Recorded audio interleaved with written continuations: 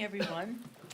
Well, yesterday we had a culmination of a lot of work over a period of time to pass the CAPS agreement in a very strong bipartisan way on the floor of the House. It was, of course, I always want more, but it was bipartisan and it was a compromise. It was stark. It ended sequestration. Just for what that means in the lives of the American people, sequestration is a place you go when you can't reach agreement and you start cutting how we meet the needs of the American people in a very indiscriminate way. It's harmful to children and other living things. It's harmful to our national security. It's over. We avoided a shutdown for the moment. We still have to go through the appropriations process, but the way the legislation was written for bipartisan agreement on any, for us to proceed on any extraordinary measures, I think we have forestalled any prospect of a shutdown. Offsets, they wanted overwhelming offsets. We have half of what they wanted. They may even wanted more than that, but it was good because what we want to offset are investments that we make in people, and we just weren't going to go to that place. Parity, I'm always fighting for parity.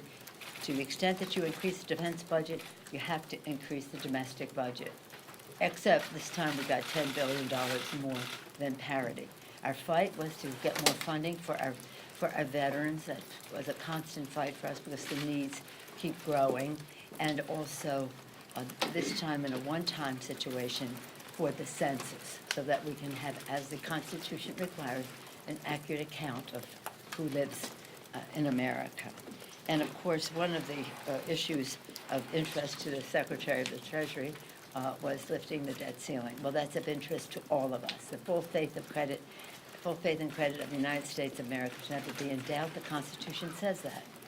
And now we removed all doubt, at least until July 31st, 2021. This is a very long debt limit lifting, or they call it suspension of the debt limit.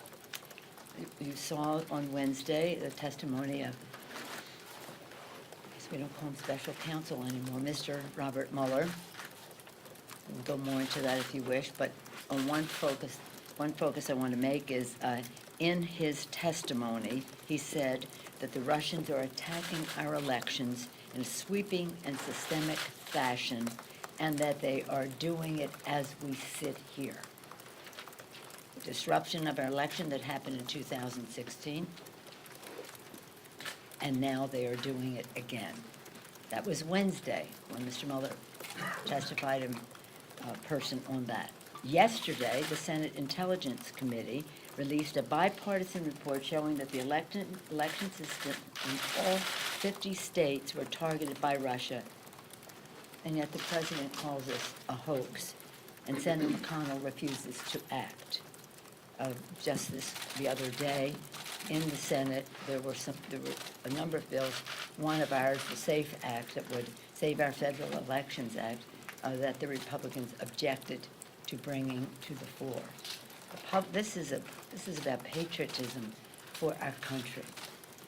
Our electoral system is the heart of the matter of our democracy, and yet the Republicans still continue to say no need to protect that. The path that we have is one that respects that the states manage our elections, but when it comes to federal elections, we want them to have the resources to do their job well. So we will continue to legislate on that score, legislate, investigate, and litigate on other issues that Mr. Mueller testified to as well.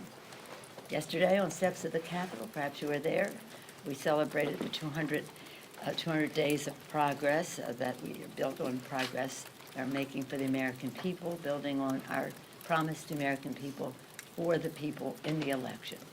Lower health care costs.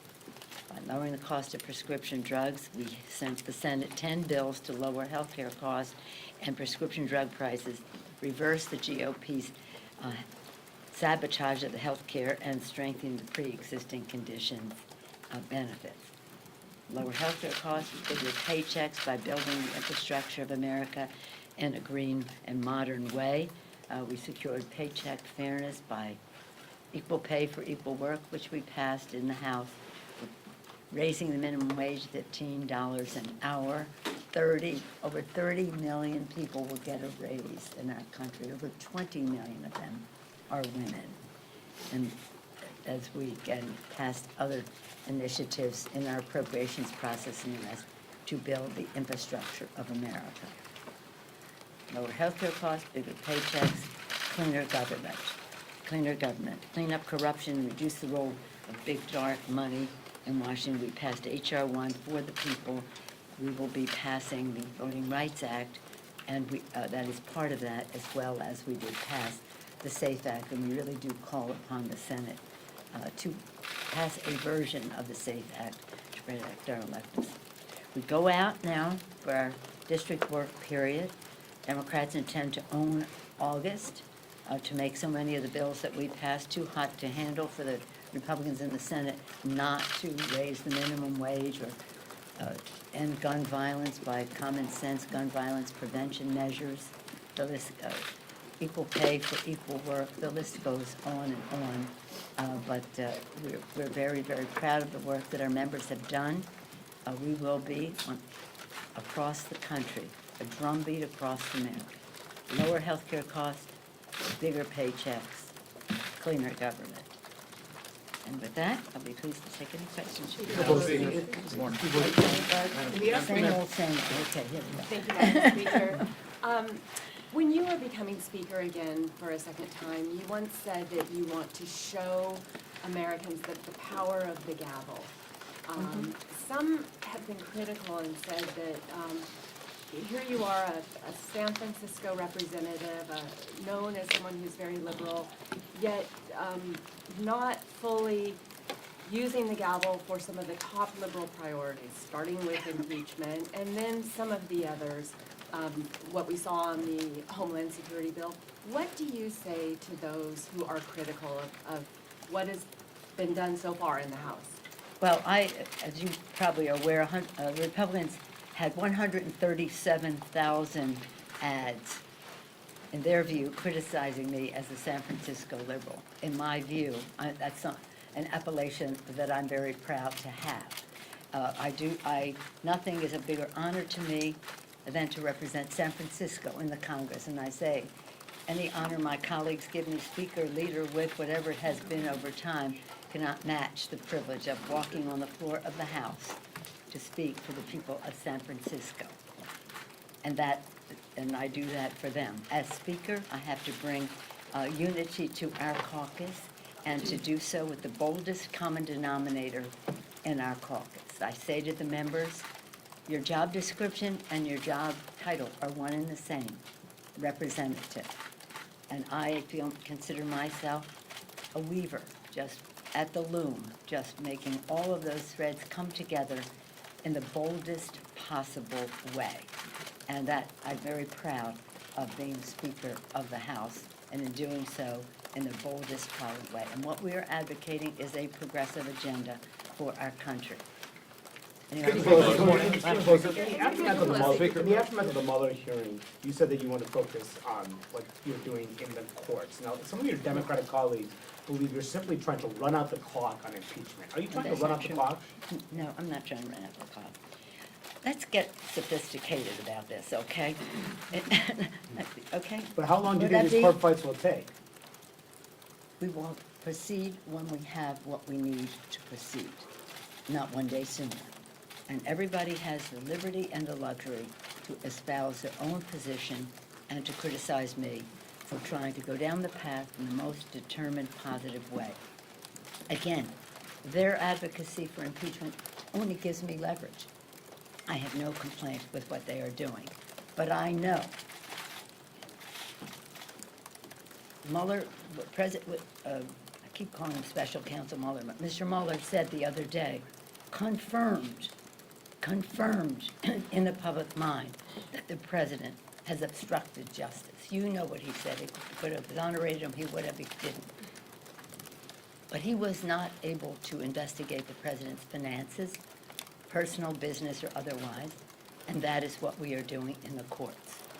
So I'm willing to take whatever heat there is there to say, when the decision will be made in a timely fashion, this isn't endless, and when we have the best, strongest possible case, and that's not endless either. I mean, it may be endless in terms of the violations of the law that the president is engaged in, but that's what I say to you.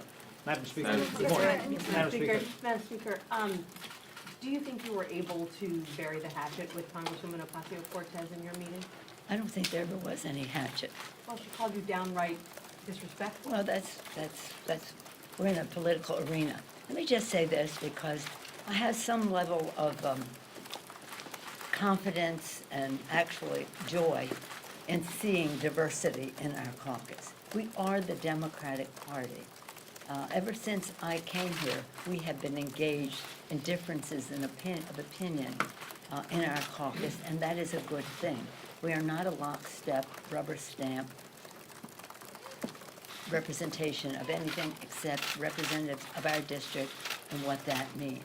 So in our caucus, we have our differences. Respect that instead of making a big issue of it. Respect that. Those are our differences, and how we express ourselves as representatives of our districts is our responsibility.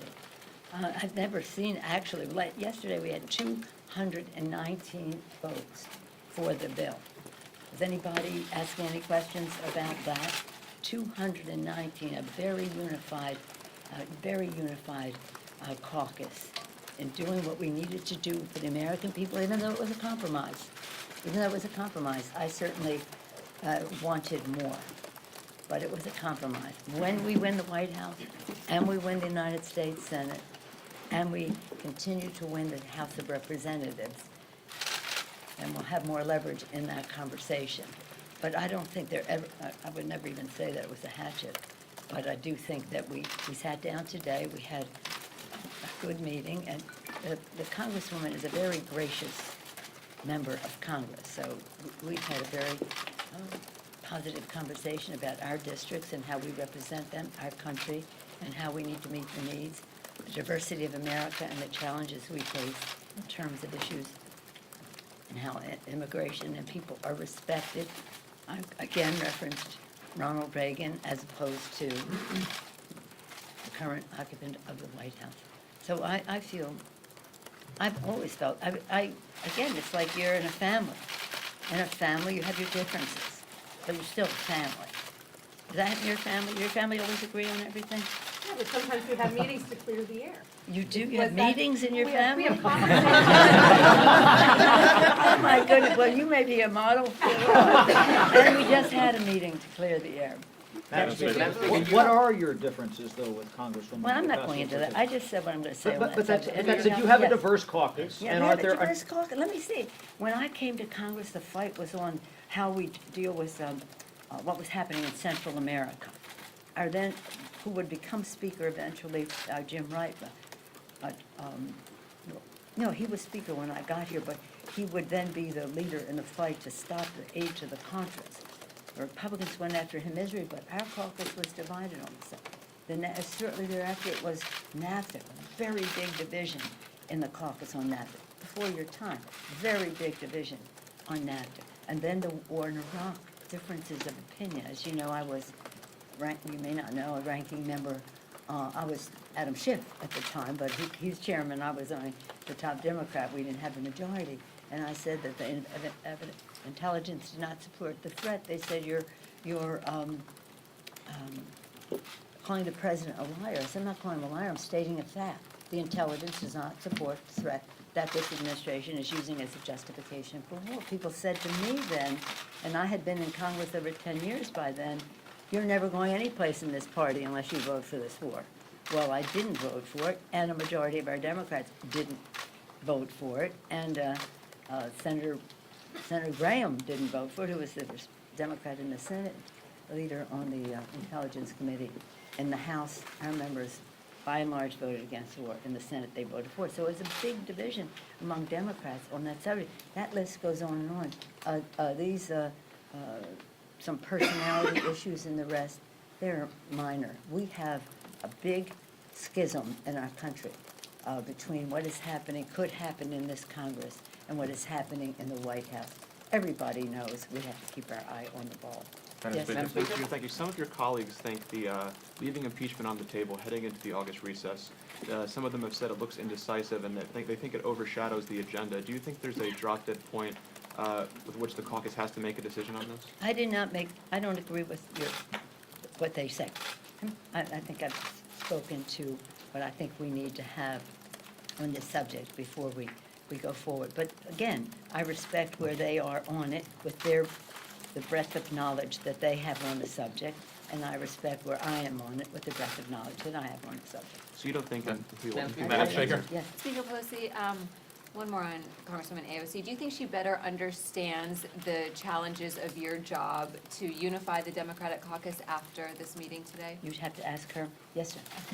Thank you. Pretty significant GDP revisions out earlier today indicates that we did not hit 3% growth the way that many people had expected we would and perhaps And thought the that we president did. bragged that we would, yeah. So I would love a bit more of your response to that, and specifically, are there any underlying economic factors that most concern you? Is there anything there in the data that gives you pause? Well, I haven't seen all of the data yet, except the figure that it's, what, 2.1, Closer to 2.5 versus 3. closer to 2.5, and the president had used 3% as the standard. I do think that our GDP will rise when we raise the minimum wage and people have more purchasing power, because these are people who will inject demand into the economy, and therefore our GDP will rise. I think it will, if we had comprehensive immigration reform, where everybody is brought into the system in the way that is most productive. Economists tell me, you want to grow the economy, have comprehensive immigration reform. So in how we not just have trickle down to grow our economy, but how we have bubble up. And that is a difference of opinion between our two parties. I think what you saw was that the tax scam that they put out there has not produced the growth that the president was boasting would happen, and that it hasn't produced the revenue. Hence, we've had to lift the debt ceiling earlier than maybe people had expected.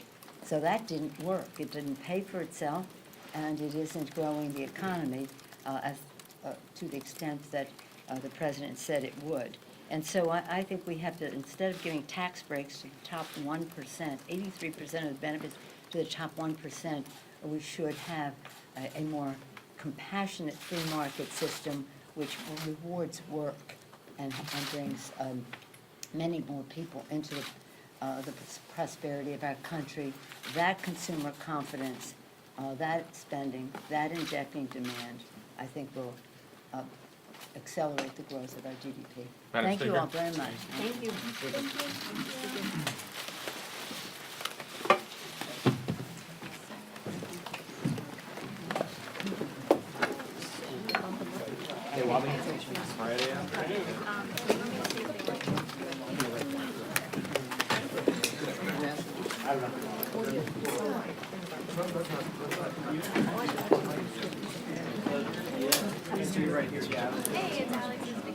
Yeah.